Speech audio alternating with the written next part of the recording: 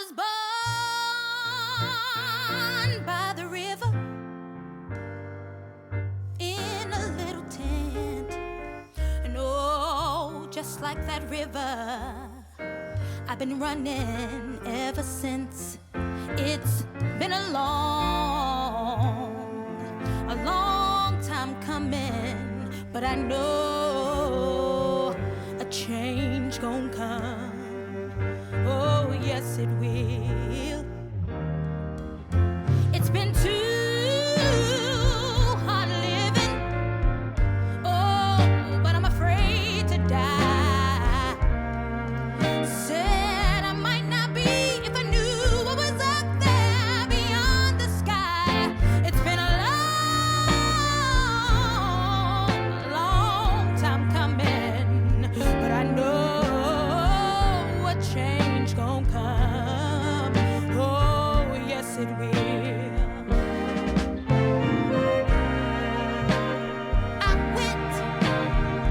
I went to my brother and I said, brother, could you help me please? And he said, good sister, I would like to, but I'm not able. So when I turned around, I was right back down on my bended knees. Yes, I was. And there was times when I thought I wouldn't last too long. Oh, but right now I believe I can carry on. It's been a long time coming, but I know a change gon' come. Oh, yes, it will. I said it's been an uphill battle, an uphill journey, but I believe a change is gonna come. I believe. Oh, sometimes I had to sacrifice what was right, even when I knew it was wrong. A change gon' come, a change gonna come. My change will come.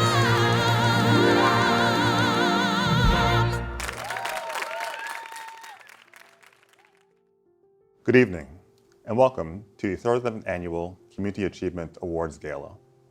My name is Floyd Mills, and I'm a board member of the Capitol Hill Community Foundation. It is my honor to serve as your MC for this evening. This year, our awards dinner looks a little different, as does just about everything in our lives. Rather than being in person at the lovely Folger Shakespeare Library, we are coming to you virtually. The pandemic has influenced much of what we do on a day-to-day basis. We are not going to allow it to eclipse the recognition which our honorees so richly deserve. Instead, we're going to press on with the gala, somewhat as usual. You may be at home, joining us over a wonderful meal, perhaps also dressed to the nines, or maybe you ordered takeout and are lounging in more comfortable gear. Either way, we appreciate your joining us. This evening, the Capitol Hill Community Foundation recognizes individuals who have given extraordinary service to our community. We'll hear about each of our honorees shortly, but before we do, allow me to share a bit about the foundation. The Capitol Hill Community Foundation is a truly local organization which channels the generosity of our neighbors to help build a stronger and more caring community, where we can work together to create a place where families and individuals can flourish. The foundation supports nonprofit organizations, schools and teachers, and neighborhood projects which make our community a better place to live. I imagine that many Hill residents benefit, if not directly, then indirectly, from the work of the foundation. Since its founding in 1989, the foundation has directed more than $10 million to projects within the community. It's worth noting, this significant amount represents mostly small grants, many in the amount of approximately $2,500. This represents thousands of projects made possible by your generosity. While $10 million is a significant amount and something to be celebrated, we recognize this is not what we are paying tribute to this evening. The money donated to the foundation is merely the tool which enables committed individuals to do the hard work of sustaining and enriching our community. The Capitol Hill Community Foundation is an entirely volunteer organization. There are no paid employees, and the foundation's administrative costs are borne entirely by its board. Why is this important? Because every dollar raised by the foundation is channeled back into our community. Before we acknowledge the honorees, allow me to acknowledge just a few organizations. First, I'd like to recognize the National Capital Bank, a partner of the foundation and an underwriting of this evening's event. National Capital Bank donates generously to our community, and we are pleased to announce this evening that the bank has recently pledged $30,000 over 3 years to help fund the International Baccalaureate program at Eastern High School. Let me also recognize the Folger Shakespeare Library, which has been the venue for this evening's awards dinner for each of the 37 years in which it has taken place. The library is undergoing a major renovation to expand public space, improve accessibility, and enhance the experience for all who visit. We hope to be able to return to the Folger in the not-too-distant future, and I look forward to reconnecting with many of you when we do. I would like to thank the sponsors of this evening's gala. For 2 years now, the sponsors have maintained their generous support despite our not being able to gather together. This is another example of the extraordinary generosity of our community. And finally, to the American Pops Orchestra, we say thank you for providing this evening's wonderful music. It is now my pleasure to introduce Nikki Simrod, the president of the Capitol Hill Community Foundation. I know that I speak for my fellow board members when I say how fortunate we feel to work alongside her and to be inspired by her example. Thank you, Floyd, and good evening, everyone. We're coming to you in a new way tonight, but with the same enthusiasm and excitement as we present our Community Achievement Awards to our deserving and patient honorees. We know that you will miss our traditional receiving line when you have the chance to shake hands with our honorees, but we thank you all for joining us and making this night a special occasion. Before we move on, I would like to take a moment to recognize the passing of a dear friend and a longtime member of the Foundation's board, John Franzine. John fought a spirited battle with cancer that eventually took his life last November. We miss him every day, and we miss him tonight. Many of you know John, but even if you didn't, he has probably touched your life in a number of ways. His commitment to this community through his work on our foundation, his founding of the Ruth Ann Overbeck Capitol Hill History Project, and his key role as a member and president of the board of the Old Naval Hospital Foundation in its creation of Hill Center is all around us. We value the imprint John made with such grace and enthusiasm on all of our lives, and we will honor his generous legacy gift to our foundation to help assure that our best work is still to come.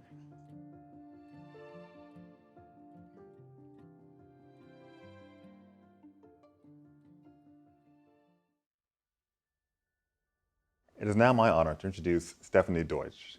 Stephanie previously served as the vice president of the foundation. For 20 years, she was the chairman of the very busy Grants Community, the group that carefully reviews the many grant applications we receive each year and makes its funding recommendations to the board. Stephanie remains a good friend of the foundation, and I am delighted to turn the podium over to her for more on this evening's honorees. Thank you, Floyd. I'm so happy to be part of our celebration tonight. It really is good to all be together again. A year ago, the Arnold B. Keller Award was given to Everyone Home DC, the social service organization that for 50 years, as Capitol Hill Group Ministry, has served our neighborhood's homeless and housing insecure populations with everything from skilled and sympathetic caseworkers to bottles of water and a place to do laundry. Having led her staff during the year-long process that led to the name change, Karen Cunningham then skillfully steered them as the COVID crisis made every aspect of their work both harder and more critically important. Karen came to DC from Ann Arbor, Michigan, to attend law school at Georgetown University. Originally, her work focused on national policy relating to families and homelessness, But she was happy to make the change in 2013 to working on direct services in the city where she lives and on an issue about which she is passionate. A home, Karen says, is not just a roof over your head.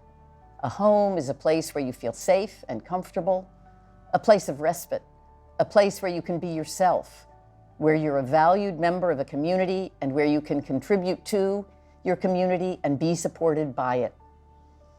It is a pleasure to give this award to Everyone Home DC. Stephanie, thank you so much for that very nice introduction. I learned that Everyone Home DC was chosen to receive the 2020 Keller Award from the Capitol Hill Community Foundation in late December 2019. We were so honored and proud to see our work to prevent and end homelessness recognized by such a venerable organization. But we had no idea just how important it would be to our response to a disease none of us had heard of yet, but would soon threaten all our lives and pose a particular danger to our neighbors living outside. Many of our chronically homeless neighbors were both among those at highest risk of death from COVID-19 and least able to take even the most basic precautions to protect themselves, like wearing masks, social distancing, washing their hands, and staying home. We were really scared for them. Thankfully, Keller Award funds allowed Everyone Home DC to provide our neighbors living outside with resources critical to their survival. Our incredible street outreach team worked with clients in the field throughout the pandemic. When those unhoused clients suddenly could no longer access laundry, showers, or even a place to wash their hands due to shutdowns, we distributed body wipes, clean undergarments, and hand sanitizer, in addition to face masks and critical information about how to avoid infection. And we ensured that they had what they needed to protect themselves from life-threatening weather conditions, made all the more so because their usual places of respite, libraries, coffee shops, and fast food restaurants were all closed. Best of all, Everyone Home DC helped 10 chronically homeless individuals move into permanent housing. While the pandemic is not yet over, our unhoused neighbors are beginning to get vaccinated, and the end is finally in sight. I will never forget the Community Foundation and its generous donors that helped Everyone Home DC keep so many vulnerable people safe throughout this ordeal. Thank you.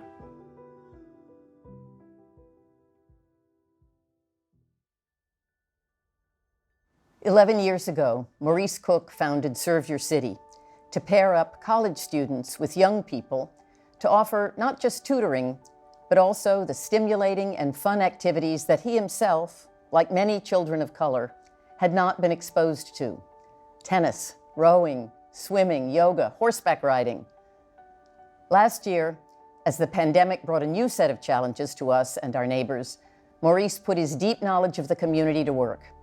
Serve Your City became the lead partner of Ward 6 Mutual Aid, which pulled together and coordinated a network of over 36 local entities to reach out to neighbors, asking for donations and involvement, offering food, household and school supplies, computers, hotspots, and an array of services.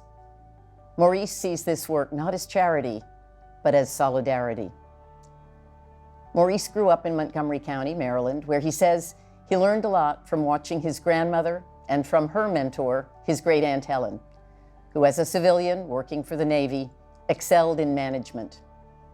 The two women modeled competence in caring for others and determination in keeping family and community connected.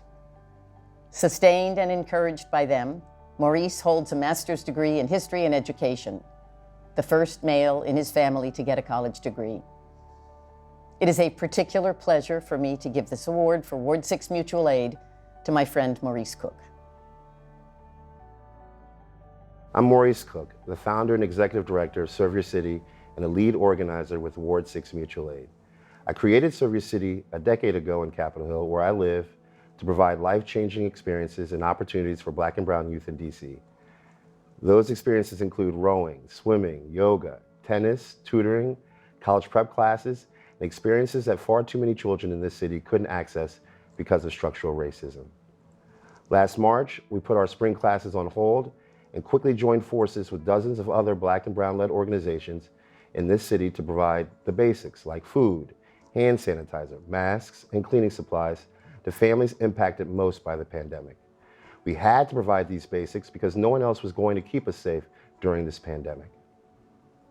Over the last year, we've added programs and services that include delivering food and basic supplies to unhoused neighbors living in our tent encampments throughout our neighborhood, providing virtual tutoring and after-school enrichment classes. We provided hundreds of digital devices and internet access to students learning from home. We promote health and well-being through public health campaigns and free masks and gloves. And we provide political education through a monthly webinar called DC 101 on topics that impact Black and Brown residents. And we aren't stopping. Not only are we starting up our spring after-school classes now that include horseback riding and rowing, we also created a hotline recently to help Black and Brown people get vaccine appointments for their shots. Since the beginning of Serve Your City, our mission has been to provide Black and Brown youth and families the same resources and opportunities that others in DC already have. That work continues to grow every day thanks to the dedication of more than 70 local organizations and nearly 200 community members in Ward 6 Mutual Aid. We provide solidarity, not charity, every day, rain or shine. Thanks to our partners at Capitol Hill Community Foundation for its long-term belief in us and continued and sustained support in our work. We are doing it as a community, and you are a part of that. It is very meaningful to see the support from right here where we live in this beautiful neighborhood of Capitol Hill. That's why we call it Serve Your City. It is a verb. Thank you for helping us do this work every day, and thank you for this special recognition through the Keller Award.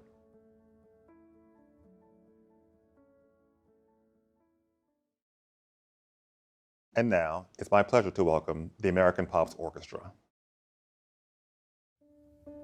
Thank you so much, Floyd, and everybody at the Capitol Hill Community Foundation.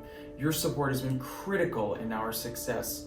We've been so delighted to provide free performances to schools, to senior citizens, and everyone in between this year because of your support and for many years. Thank you from the bottom of our hearts. As a small token of our thanks, we wanted to provide musical performances this evening, including the opening performances of the incredible Nova Payton. Many in DC are no stranger to her musical stylings, her magic on the stage. Thank you so much, Nova. APO's had the pleasure this past year of performing a lot on PBS. And on May 28th, we're going to be premiering our new series, One Voice, The Songs We Share, where we explore different musical genres and how they crossed over. So think about music that started in church and became a pop hit, music that started on Broadway and became something that everyone listened to. So to give you a sneak peek before anyone else in the country, we're going to be sharing a performance by Tony and Grammy Award winner, Jessie Mueller. I hope you enjoy.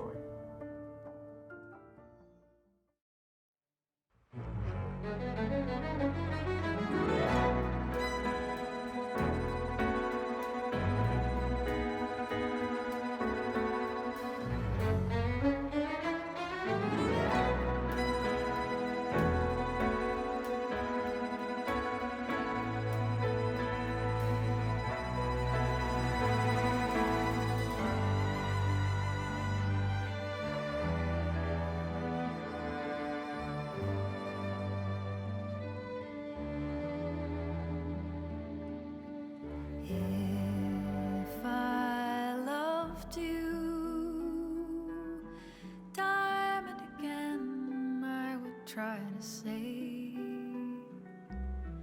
all I'd want you to know.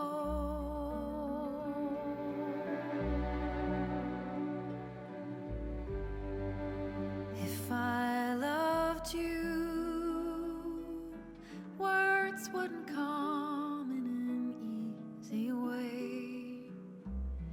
Round in circles I'd go.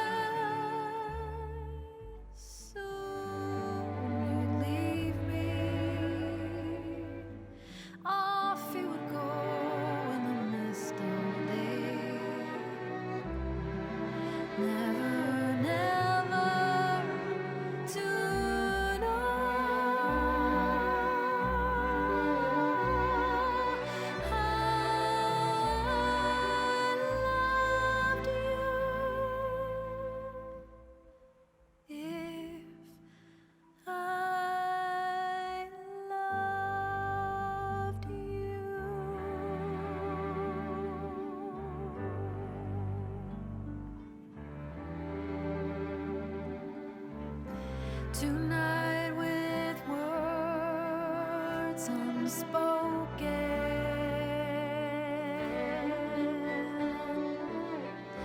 You say that I'm the only one,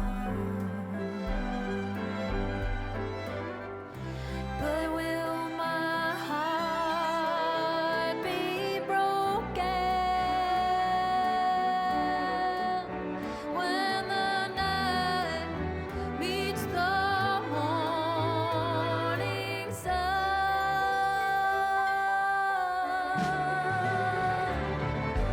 I'd like to know that your love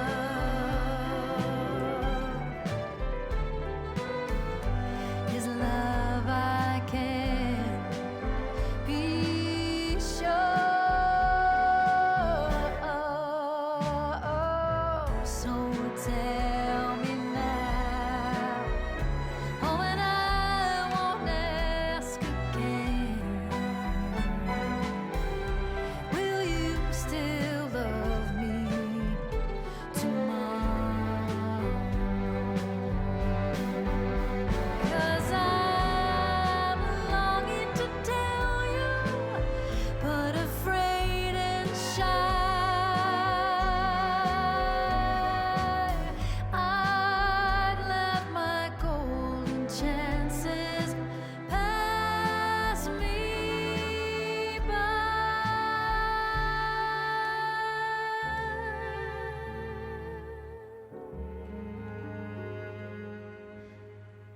So you leave me off you go in the mist of day. Never, never to know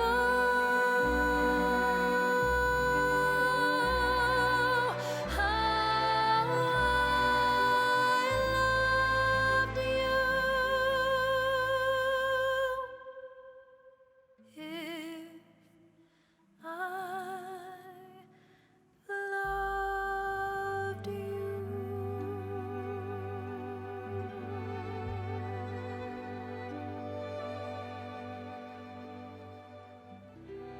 Will you still love me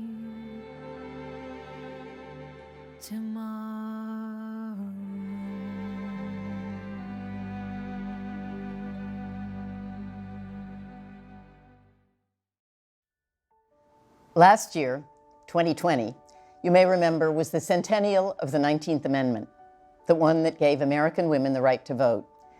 And so it seemed particularly appropriate that our Capitol Hill Community Achievement awardees were all women. It's now 2021, and that choice still feels right. We have a brand new female vice president, and there are female mayors not just here in DC, but in Boston, Chicago, San Francisco, Seattle, Phoenix, New Orleans, St. Louis, Atlanta, and many other American cities. And here at home, our neighborhood is still being enriched by the enormous contributions of our 3 female honorees. And they are even more deserving this year than last. Being Director of Constituent Services for DC Council Member-at-Large Alyssa Silverman put Pat Joseph on the front lines of the COVID pandemic. Before the city shut down, she had busy days fielding inquiries from constituents about everything from traffic, trash pickup, or voter registration to evictions or homelessness. The pandemic brought not just the challenges of working remotely, but a whole range of new concerns. Internet access for families with children doing school online, food and medicine delivery for isolated seniors, advice about filing unemployment claims, what Pat called a perfect storm of demands on her. But Pat brings to her role an unflappable calm. Maybe it's because she grew up in a big family that made frequent moves. She certainly needed it in the early part of her career when she was a flight attendant on international routes. Maybe her steadiness is due to the fact that she's a lifelong Episcopalian who volunteers both at her church and as a board member for Everyone Home DC. Or it could be those long walks she takes down by the Anacostia River. Her colleague and friend, Councilmember Charles Allen, describes Pat as someone who never seeks the spotlight, but who takes pleasure in being part of a team that gets things done and allows others to flourish. He said he was not a bit surprised at a recent event offering vaccines in Capitol Hill East to find out that Pat had made an extra effort, calling around to make sure people who wanted the vaccine knew about the event and to encourage them to show up. Pat, thank you for choosing to live and be part of the life of not just our city, but of our neighborhood. We appreciate your dedication to ensuring that our city government stays close to those it exists to serve, offering citizens a personal, caring, and helping hand. It is an honor to introduce to you our neighbor, Patricia Joseph. Good evening, everyone. I would like to begin by thanking the Capitol Hill Community Foundation for this honor. I also want to thank former Ward 6 Councilmember Tommy Wells and at-large Councilmember Alyssa Silverman for their continued support and friendship. Their faith in my potential to serve this community is the reason I'm here. 2020 was a true test of resilience for everyone. We faced the onset of a global pandemic. There was racial and political unrest in our country, and 2021 began with the insurrection at the Capitol right at our very doorstep. But through all of this, I saw hope as our community stood strong together. Residents contacted the council office asking how they could help their neighbors. Community organizations reached out on social media with offers of food and supplies for those in need. And I saw my neighbors marching to support peaceful protests against racial injustice. Growing up, our family moved several times due to my father's work with the federal government. We lived in New York, Baltimore, St. Louis, and finally Los Angeles. But when I moved to DC on my own and discovered Capitol Hill, I knew this was the home for me. My family isn't here, but my circle of friends and neighbors are there for me. I know that we will move towards getting back to a more normal life, but I hope that as we continue to work through everything, we can still hold on to the positive things that have helped us through this last year. I feel blessed to live in and continue to serve this community. And once again, thank you for this award. Bonnie Wolf likes to say that one look at Eastern Market 35 years ago when she was visiting DC prior to a move here was all it took for her to decide that this was the neighborhood where she wanted to live. In a long career in journalism, Bonnie has written and edited everything from local news to politics to speeches for 2 different secretaries of agriculture. But her heart has always been at the market and in the kitchen. For 17 years as a commentator for National Public Radio, she returned again and again to the subject of the market as the village green of Capitol Hill, and to the central place in all of our lives of, as she says, baking and breaking bread together. Bonnie brought all her talents and enthusiasms to her almost 20 years volunteering on the board of the Hill Center. As a writer, she drafted publicity materials. As a music lover, she hosted house concerts and planned events.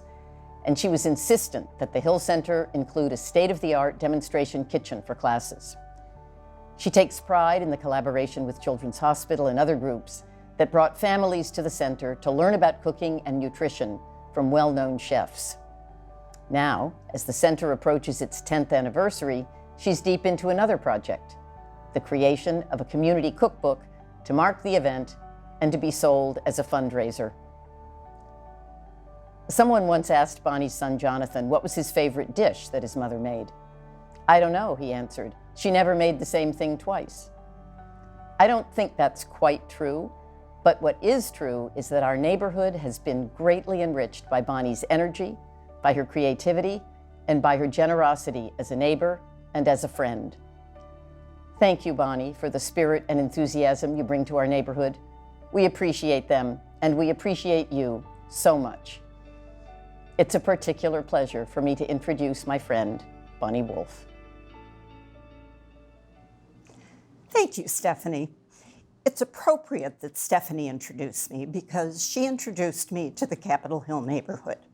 The day we moved to the Hill in 1985, Stephanie, who lived one door down, came walking over briskly to welcome us. pushing her 1-year-old daughter, Anna, in a stroller. If you know Stephanie, you know she always walks briskly. Anna is now the mother of her own daughter, so I have cycled through a whole generation on the Hill. When we first got to Washington, people told us we would ultimately move to Northwest or the Maryland or Virginia suburbs. The Hill wasn't a good place to raise children. We'd want a house with a yard. The Hill was far away from everything. All we saw was a perfect neighborhood. Historic row houses, pretty parks, people walking and biking, a subway. One look at Eastern Market, and I was a goner. The market is the village green, and this is a village. People stop on the street to chat. My dentist is on East Capitol, and I get my hair cut across from the market. I want everyone I love to live here. So far, I've gotten a childhood friend who lives in Greece to move across the street, having more trouble with friends in Bethesda. But you can't just live in this neighborhood. You have to become part of it. My son took classes at Capitol Hill Arts Workshop at age 3 and started acting with the St. Mark's Players at 5. He played soccer on the Hill. By the time he was 10, like many neighborhood kids, he worked for farmers who came to the market on weekends. My husband and I see our neighbors at literary dinners to raise money for school libraries, at the Restoration Society's House and Garden Tour, at Hill Center events. 20 years ago, Nikki Simrot asked me to join some neighbors to discuss an idea she and Steve had for rescuing the old Naval Hospital. We met once a week for years. I never imagined it would become the thriving place it is today. When the pandemic threatened the Hill Center, an all-hands-on-deck campaign was an easy sell. The 2007 Eastern Market fire so upset everyone that the foundation was deluged with unsolicited donations to help the merchants, nearly $500,000. Yes, it takes a village. This is not just a neighborhood, it's a community. I feel a little sheepish about this award from the foundation. It's an honor just to be part of this neighborhood, but it's deeply gratifying, and I thank you. For Kathleen Donahue, the COVID pandemic has felt like a tornado that never stopped. As founder and owner of Labyrinth Games and Puzzles on Pennsylvania Avenue, she found herself a year ago canceling the popular game nights and birthday parties for which the store has become known, losing money with every phone call, as she puts it, while at the same time confronting the sudden craze for jigsaw puzzles and the fact that for a time there were none to be had. She worried about her staff of 13 and missed daily interaction with customers. COVID restrictions put special burdens on her family. But now, assisted by a payroll protection loan, buoyed by the unexpected generosity and devotion of her customers, with a new website for online shopping and with orders for games coming in from across the country and overseas as well, Kathleen feels hopeful. Labyrinth will make it. Each year we give a Spark Award in memory of our dear friend and colleague, Steve Simrot. And Kathleen, it's such a pleasure to give that award for last year and for this one to you. From the spark of an idea that you had 10 years ago, when a banker told you it would never work, you have created not just a popular store, but a hub of friendship, laughter, exploration, and community. We're so grateful to you for your imagination and for your dedication to your staff and to us. It is a pleasure to introduce to you Kathleen Donahue. Thank you. Thanks to Stephanie and Nikki. Thank you all so much. I am incredibly honored to receive this award. When Nikki first told me that I had won the Steve Simrot Spark Award, I cried. I am in complete awe of his legacy, and I'm so grateful for the work that the Capitol Hill Community Foundation does for our neighborhood. I couldn't believe that this amazing organization would want to recognize me, the owner of a game store. But I have to admit, Labyrinth has become much more than a plain old retail store over the last 10 years. Everything we've become has been a direct result of listening to our customers. I also never could have done any of it without my supportive family and wonderful staff, so a huge thanks should go out to them as well. My original concept for Labyrinth was to offer brain-stimulating pastimes to the families of Capitol Hill. I wanted families to bond, and I've always loved games and puzzles. In the past few years, Labyrinth has often been referred to as the community center. The term third space was coined by urban sociologist Ray Oldenburg in the 1990s. It refers to places where people spend time other than home, which is the first place, or work, the second place. These are locations where we exchange ideas, have a good time, build relationships, and make friends.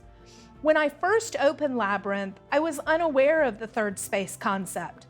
I just knew that I wanted people to come and hang out, to put their screens down, and to spend time playing in person, laughing face to face.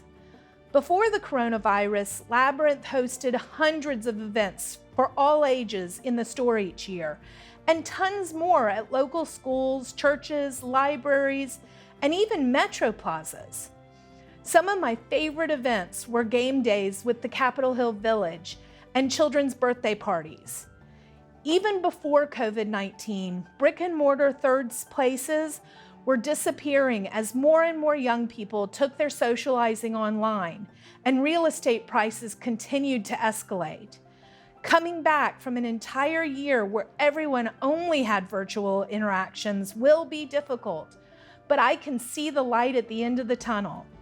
I received my second dose of the vaccine today, and I'm ready to continue fighting for the success of all our neighborhood's small local businesses.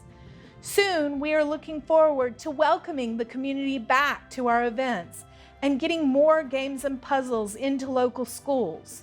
There's a saying, supposedly by George Bernard Shaw, "You don't stop playing because you grow old because you stop playing." My challenge to all of you is to make time to play. We can't wait to laugh with you again.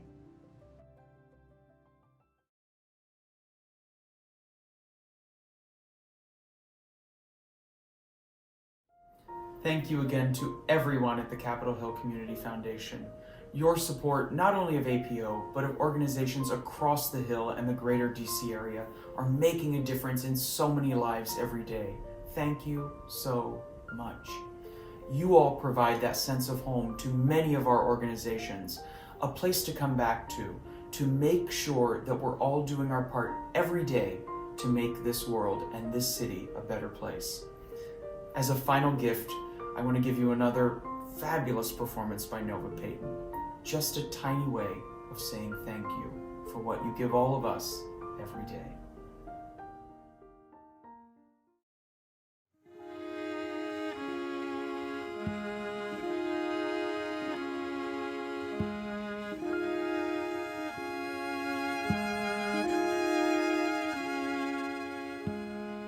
When I think of home, I think of a place where there's love overflowing. I wish I was home. I wish I was back there with the things I've been knowing. Wind that makes the tall grass bend into leaning.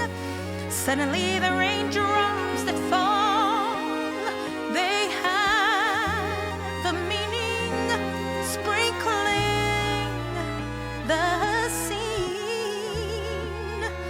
makes it all clean.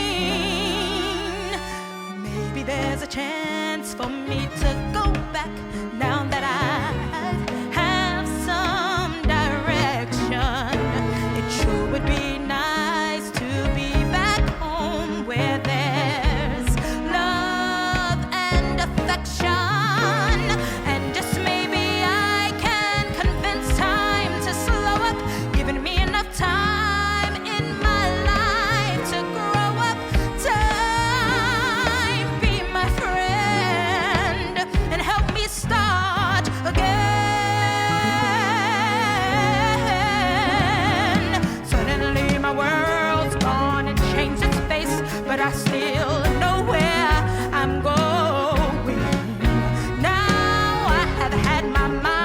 spun around in space, but yet I've watched it growing. And oh, if you're listening, God, please don't make it hard, but know that we should believe the things that we see. Tell us, should we try and stay, or should we run away? Or would it be better just to let things be? Living here in this brand new world might be a fantasy, but it's taught me to love, and so it's real, real to me. And I've learned that we must look inside our hearts to find a world full of love, like yours, like mine, like home.